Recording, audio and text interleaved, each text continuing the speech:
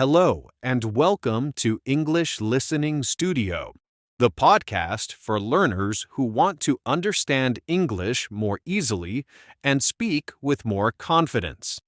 I'm Ben, and I'm very happy to be here with you today. In this episode, I will speak slowly and clearly, so you can relax, listen carefully, and repeat after me. Today, we are going to talk about something very important for every English learner: how to build English confidence step by step. Many learners say, "I know some English, but I feel nervous when I speak," or "I understand a little, but I cannot answer quickly," or even, "I forget simple words when I need them." If that sounds like you, don't worry, you are not alone. This is very common. The good news is this: confidence is not something you wait for. Confidence is something you build. You build it with small actions. You build it with simple habits. And you build it by using English again and again in real, easy ways. You do not need to be perfect. You do not need to know every word. You do not need to sound like a native speaker. You just need to keep showing up, a little every day. So let's begin with a simple question. What does confidence in English really mean?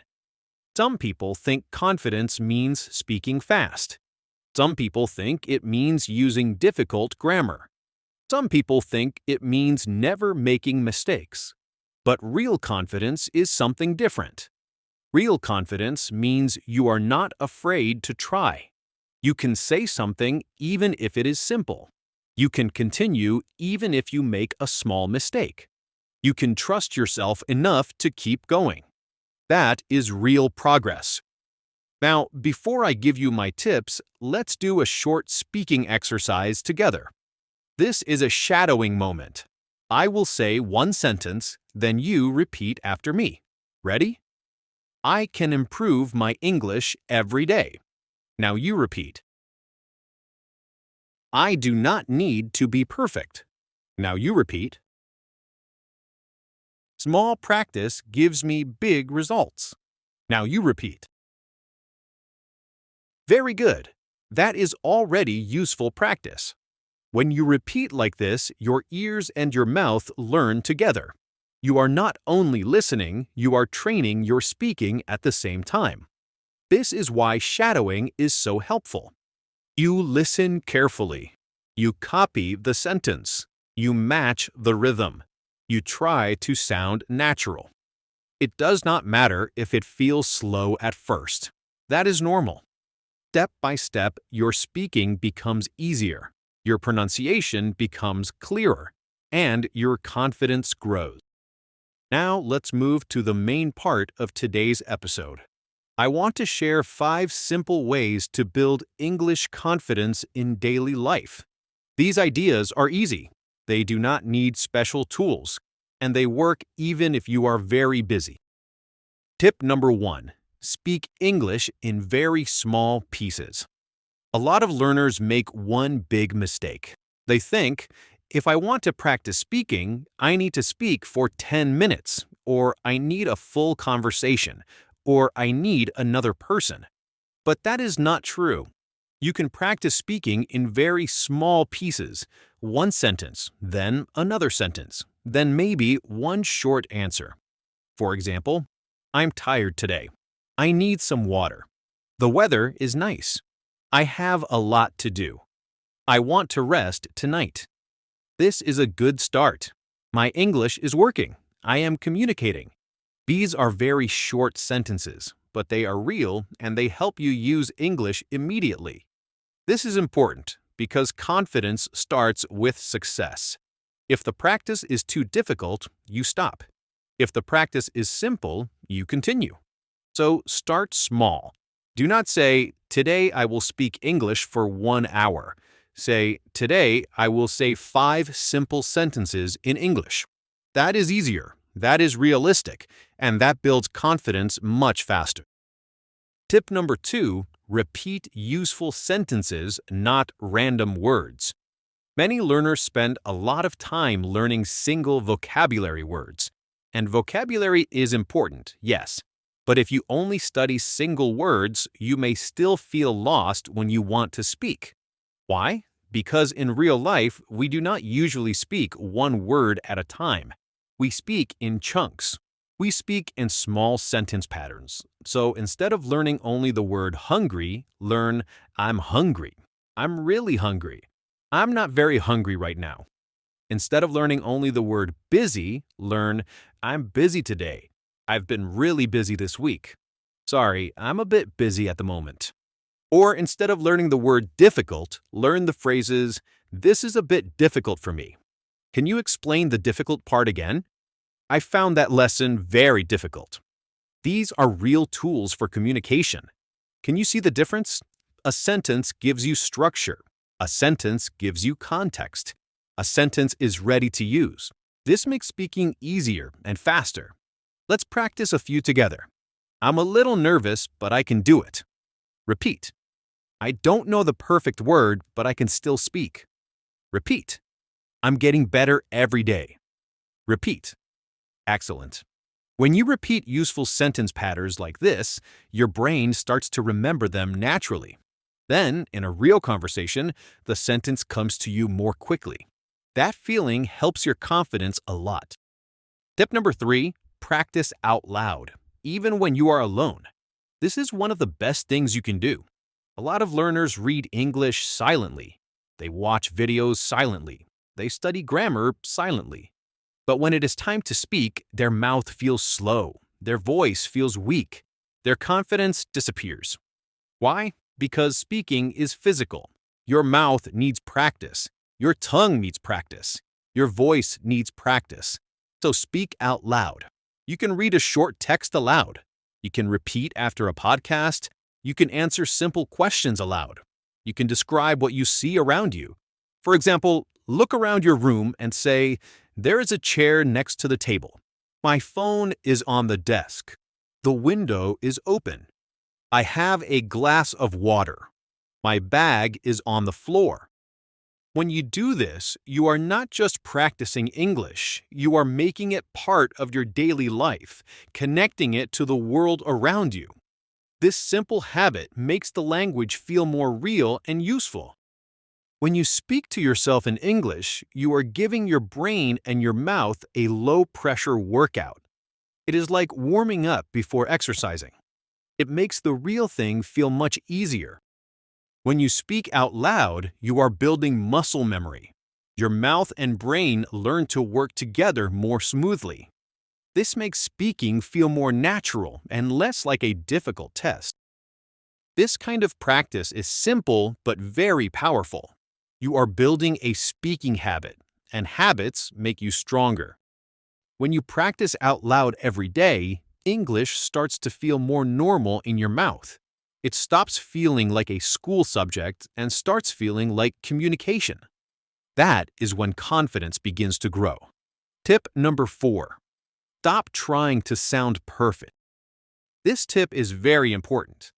Many learners do not speak because they want every sentence to be correct. They want perfect grammar, perfect pronunciation, perfect vocabulary. But perfect is not the goal. Communication is the goal. Think about this. If you say a sentence with one small mistake, but the other person understands you, that is communication. That is success. Of course, we want to improve. Of course, we want better grammar and clearer speaking. But improvement comes after practice, not before. If you wait until your English is perfect, you will wait forever. So instead, give yourself permission to speak imperfectly. Say, my English is not perfect, but I can communicate. I make mistakes, but I keep going. I'm learning, and that is okay. This mindset changes everything. Let's do a short confidence practice together. Repeat after me. It is okay to make mistakes. Repeat. Mistakes help me learn. Repeat. I can speak even if my English is simple. Repeat. Very good. These are not just sentences. They are reminders. and they help you feel calmer when you speak. Tip number 5. Create one daily English routine and keep it simple.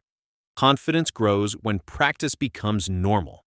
If your practice depends on motivation, some days you will do it and some days you will not. But if your practice becomes part of your routine, you will continue. So choose one small English routine, not 5, not 10, just one. For example, every morning, listen to English for 10 minutes. Every evening, speak for 1 minute about your day. Every afternoon, repeat 5 sentences aloud. Every night, read one short paragraph in English. Choose one routine that feels easy enough to continue. The best routine is not the most impressive one. The best routine is the one you can really do. Let me give you an example. Maybe your English routine looks like this. In the morning, you listen to one short podcast while you drink coffee. Then you repeat 3 sentences. At night, you say 1 minute of English into your phone. That is already enough. That is already valuable practice. And if you do that every day for 1 month, your English will change. Not because the practice is huge, but because it is consistent. Consistency creates confidence. And now I want to add one more tip today. Tip number 6. Engage with English you enjoy. Learning should not feel like a punishment. It should be interesting. It should be fun. When you use English for things you already love, practice stops feeling like work. Do you like movies? Watch a simple movie in English. You can use English subtitles first. Do you love music? Find the lyrics to your favorite English song and sing along. Do you enjoy cooking? Find a simple recipe video in English and follow the instructions. When you connect English to your hobbies, your brain is more relaxed, you learn more naturally, and your motivation stays high. This is not just study, this is living a part of your life in English. And that is a powerful way to build confidence. Now, I want to talk about one more thing, something very important. Sometimes learners think, I am not confident because my English is bad. But often, the truth is different. Sometimes your English is not the biggest problem. Sometimes the biggest problem is fear. Fear of mistakes, fear of forgetting a word, fear of sounding strange, fear of being judged. This voice of fear is sometimes called the inner critic. It is the part of you that says, you are not good enough, or you will make a mistake. Everyone has this voice sometimes. The secret is not to fight it, but to answer it with a kinder voice. When your inner critic says, your accent is bad, you can say, my accent shows I can speak more than one language. That is amazing. When it says, you will forget the word, you can say, that is okay. I can describe it or use a different word. Communication is the goal. By practicing this kind of self-talk, you are training your brain to be your friend, not your enemy. You are building inner confidence, which is the foundation for outer confidence. And that fear can make even simple English feel difficult. So, what can you do? You can make practice safer. You can begin in private. You can build confidence before real conversations. For example, talk to yourself, record your voice, shadow podcasts, read aloud, repeat simple dialogues. These are safe ways to practice. No pressure, no embarrassment, no one judging you. Then, little by little, you can move to the next step. Maybe you write messages in English. Maybe you join an English group online. Maybe you speak to a tutor. Maybe you talk to another learner. You do not have to jump from zero to a big conversation. You can move step by step. And that is how real confidence grows. Slowly, naturally, honestly. Before we do our next practice, I want to talk about one more feeling many learners have, the feeling of being stuck. Maybe you practice every day, but you feel like you are not improving. You learn new words, but they don't stay in your memory. You try to speak, but the same old mistakes keep happening. This is the feeling of being stuck on a plateau. First, it is important to know that this feeling is a normal part of learning. When you begin, everything is new, so you see progress quickly. But after a while, you know the basics, and the new things you learn are smaller. It can feel like you are not moving forward, but you are. You are just taking smaller steps. So what can you do when you feel stuck? First, you can change your routine. If you always listen to podcasts, try watching a short video. If you always read news articles, try reading a children's story. A small change can make your brain wake up and pay attention in a new way. Second, you can go back and review. Sometimes moving forward means looking back. Reviewing old lessons can remind you how much you have learned. It can also help you see old ideas with new eyes. You might understand something today that was difficult for you a month ago. This is a great way to see your own progress. And finally, be patient. The plateau is not a wall, it is just a resting place. It is a sign that you have learned so much already. Keep your habits small, stay consistent, and trust the process. The next step of your journey is coming. So let's practice speaking with that patient mindset. Ready to shadow? One last idea I want to share is the power of celebrating your progress. Language learning is a long journey, and it's easy to only focus on the big goal, like fluency.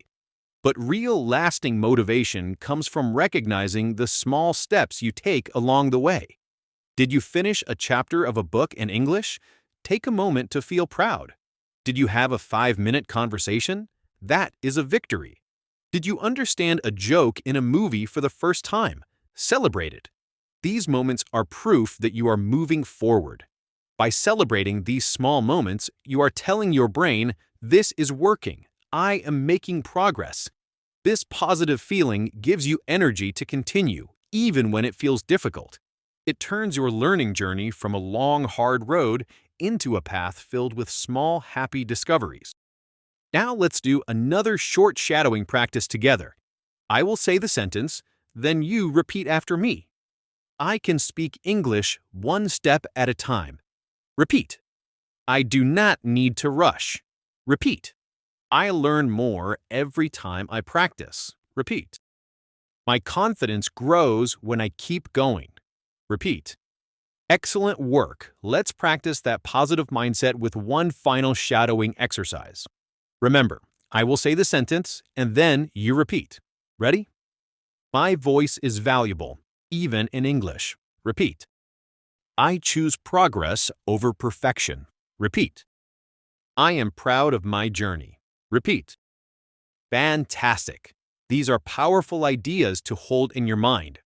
I have one final tip for you today, and it is about practicing with other people.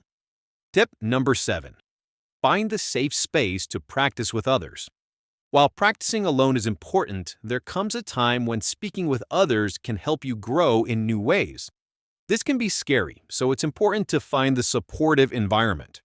This could be a language exchange partner who is also learning your native language, a friendly online conversation group, or a class with a patient teacher.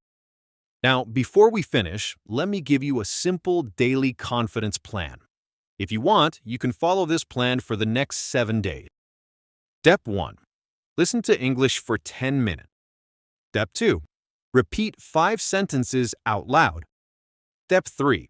Say 3 simple thoughts in English during your day.